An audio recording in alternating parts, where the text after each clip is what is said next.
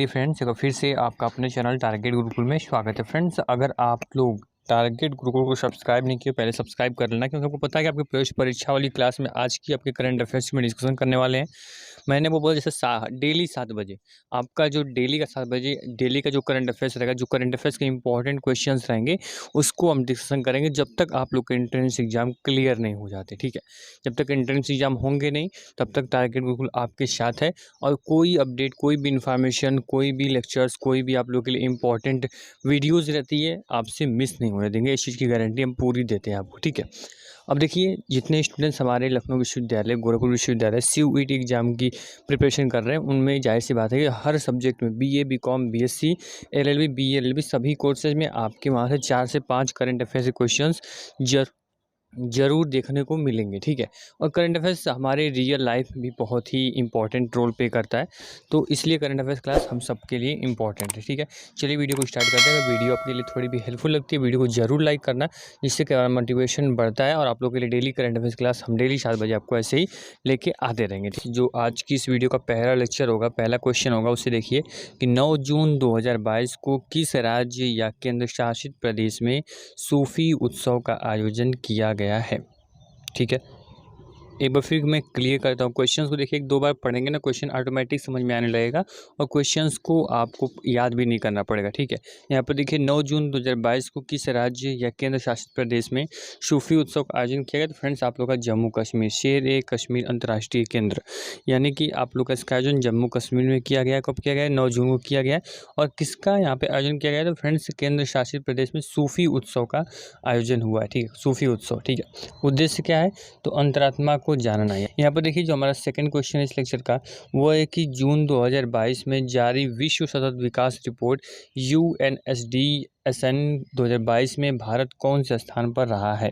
ठीक है, इतना देखिए तो 121वें स्थान पे। आपका राइट आंसर आपको याद क्या रखना है कि जो आप लोग का जून 2022 में जारी विश्व सतत विकास रिपोर्ट 2022 में भारत चौथे स्थान पे था। तो फ्रेंड्स, आप लोग का राइट आंसर हो जाएगा 121वें स्थान पे। अब आपके मन में आ रहा होगा यार 121वें स्थान पे तो भारत है, बट पहले स्थान पे कौन है? यहाँ पे आपका जो पहले स्थान पे आप लोग का रहेगा वो है आपका फिनलैंड। फिनलैंड जो है आपके विश्व सतत विकास रिपोर्ट में पहले स्थान पर यहाँ पर फिनलैंड पड़ता है।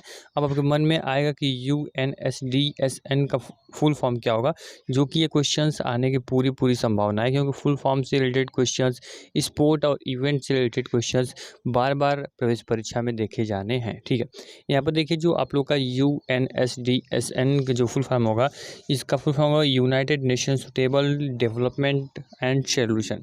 ठीक है, तो ये आप लोग का फुल फॉर्म होगा, इसको आपको याद रखना है, नोट कर लीजिएगा किसी कॉपी या पेन पे। ठीक है, मैं पहले ही बोलता हूँ कि जो भी प्रवेश परीक्षा वाली क्लास आपके किसी की भी रहती है, हिस्ट्री, जियोग्राफी, पॉलिटिक्स, सभी को बिना कॉपी पेन के आप उसको अटेंड मत करिए। ठीक है, यहाँ पर देखिए, सुर्खियों में रहा दा विंची मिशन का संबंध किससे है। ठीक है, सुर्खियों में रहा दा विंची मिशन का संबंध किससे है? Friends, NASA. ठीक है, नासा से किसका संबंध है? Da Vinci mission. अब आपके मन में आएगा दा विंची मिशन है क्या? तो फ्रेंड, दा विंची मिशन शुक्र, वीनस से संबंधित है। ठीक है, शुक्र जो है उससे संबंधित आपका दा विंची मिशन है, और ये नासा से भी संबंधित है। जो भी ऑप्शन आपके लिए रहेगा उसको आपको ट्रिक करना है। ऐसे हम मान लीजिए कि यहाँ पे है सुर्खियों में रहा दा विंची मिशन का संबंध किससे है, वहाँ पे ऑप्शन में आपको नासा नहीं रहेगा। अगर वहाँ पे आपको वीनस, शुक्र भी दिखता है तो आप इसको राइट आंसर कर सकते हो। ठीक है, यहाँ पर देखिए, आप लोग के लिए जो नेक्स्ट क्वेश्चन है वो उसको देखिए कि हाल ही में, ठीक है, हाल ही में ड्रोन नीति तैयार करने वाला देश का पहला राज्य कौन सा बना है? हाल ही में ड्रोन नीति तैयार करने वाला देश का पहला राज्य कौन बना है? तो फ्रेंड्स, हिमाचल प्रदेश। हिमाचल प्रदेश क्या बना है? तो फिर फ्रेंड्स, ड्रोन नीति तैयार करने वाला देश का पहला राज्य घोषित किया गया है। अब देखिए, ये क्या करने वाला था? ड्रोन का उपयोग कृषि, बागवानी, मेडिकल, आपदा क्षेत्र, दुर्गम क्षेत्र में कार्य के लिए किया जाएगा। ठीक है, इन सभी के कार्य के लिए ड्रोन का प्रयोग हिमाचल प्रदेश ने सबसे पहले किया है।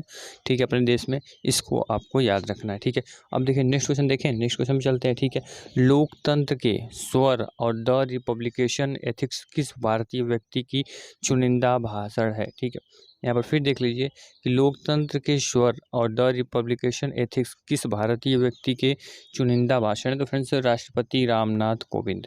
रामनाथ कोविंद का चुनिंदा भाषण क्या है? तो फ्रेंड्स, यहाँ पे आप देख सकते हैं द रिपब्लिकेशन एथिक्स, ये आप लोग के राष्ट्रपति जी के ये चुनिंदा भाषण है। ठीक है, क्या बोलता है कि 44 में शतरंज ओलंपियाड का शुभारंभ क्या है।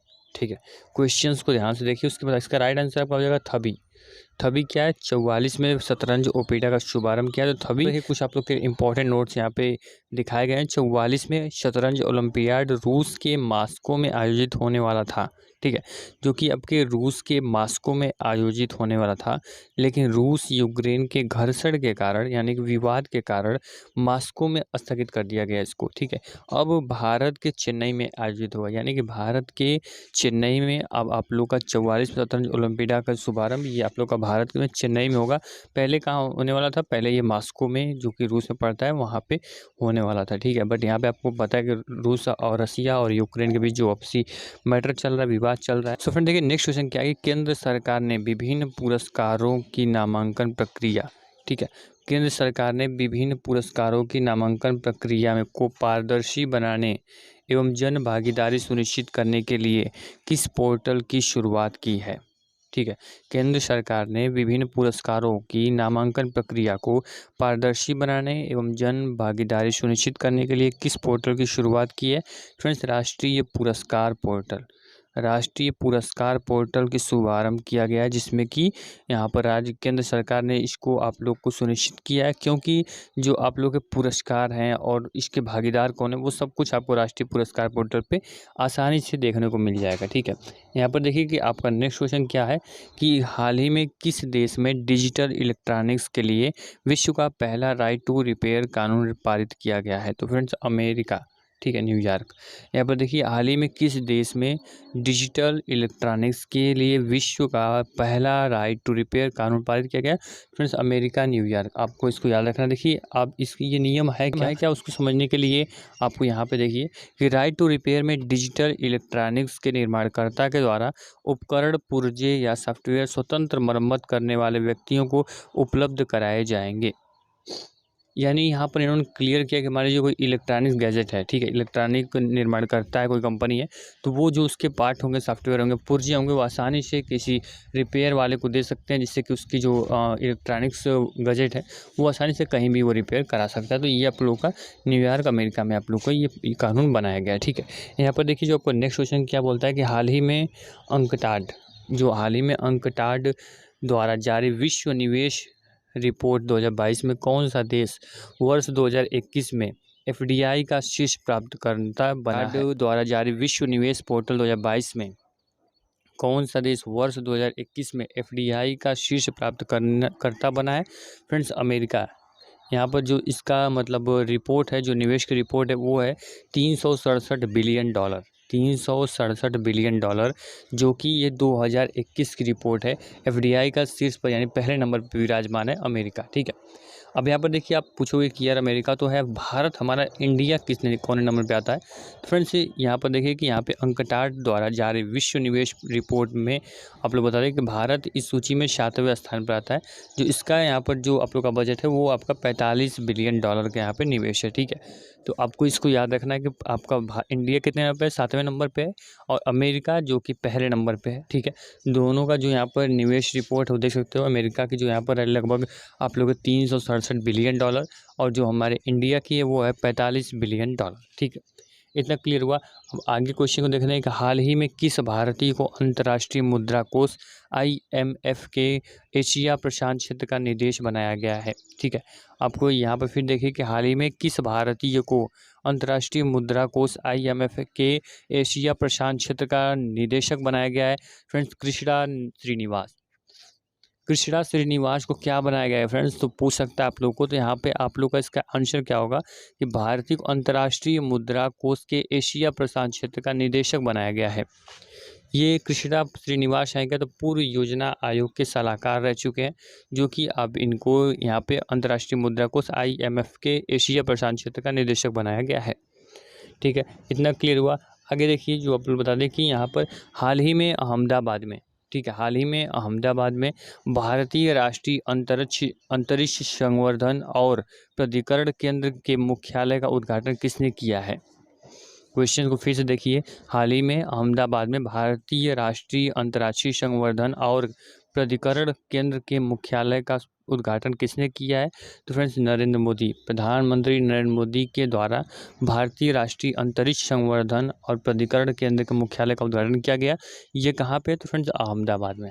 ठीक है, जैसे मान लीजिए एक क्वेश्चन आप लोग बता दें, जैसे एक क्वेश्चन कोई पढ़ते हो आप, ठीक है, तो क्वेश्चन से उसको कॉपी पेन पे नोट करिए। मैं हर वीडियो में बोलता हूँ, कॉपी पेन पे उस क्वेश्चन को नोट करिए, उससे कोशिश करिए 3 से 4 क्वेश्चन, जितने क्वेश्चन आप बना सकते हो उतने क्वेश्चन बनाकर उसको लिखना, ठीक है, जिससे कि उस क्वेश्चन से कोई भी क्वेश्चन आप लोग के एग्जामिनर पूछता है तो आप लोग ईजिली उसको अपने एंट्रेंस एग्जाम में करके आओगे। ठीक है फ्रेंड्स, उम्मीद करते हैं वीडियो हेल्पफुल रही होगी। डेली आप लोग के लिए जितने भी करंट अफेयर्स इंपॉर्टेंट रहते हैं, हम बहुत कम समय में और आप लोग को जो वैल्यूएबल वीडियोज़ है वो हम प्रोवाइड कर दें, जिससे कि आपको कभी भी करंट अफेयर्स की जो क्वेश्चन आएंगे उसको करने में प्रॉब्लम नहीं आएगी। ठीक है, वीडियो को जरूर लाइक कर देना और चैनल पहली बार सब्सक्राइब करके